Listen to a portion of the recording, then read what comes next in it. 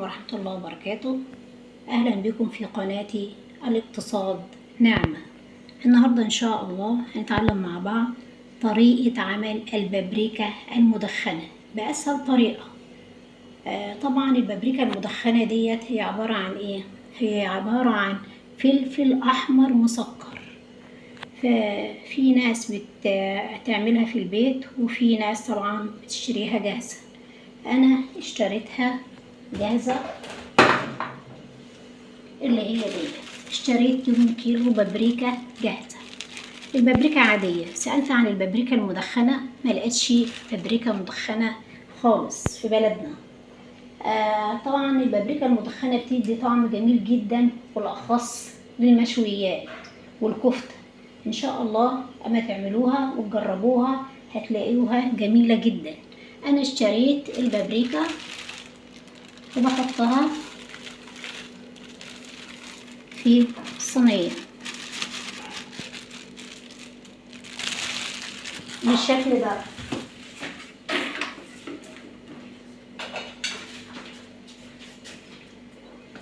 بعد كده بجيب معلقة واحاول افرد البابريكا في قلب الصينية، صينية، حلة، اي حاجة.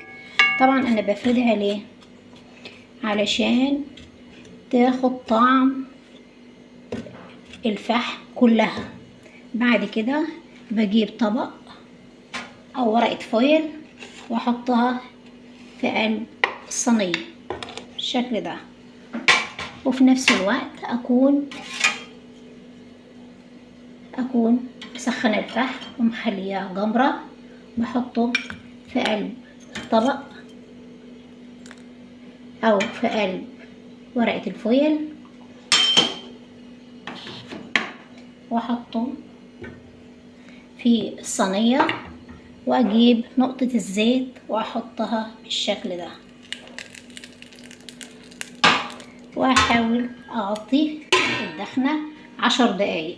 بعد ما بخلص طبعا بشيل الفحمة وبحطها في العلبة بتاعتها واعينها في التلاجة. ليه انا بعين البهارات بتاعتي في التلاجة؟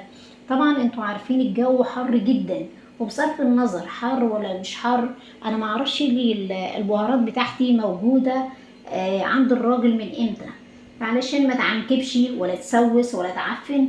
فانا عامله رف في التلاجة حاطه فيه جميع البهارات بتاعتي حفاظا عليها، عشان طبعا الحاجه بفلوس والفلوس غاليه. واحنا نحافظ عليها. والقناه بتاعتي اسمها الاقتصاد نعمه، ما اجيبش الحاجه واعينها او اخزنها خطا وبعدين تخسر واقوم رمياها. طبعا كده ما ينفعش وكده حرام يعني، فاحافظ على الحاجه. فان شاء الله هخليه مغطيه عليها كده 10 دقايق.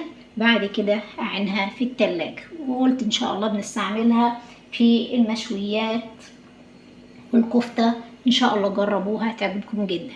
والسلام عليكم ورحمة الله وبركاته.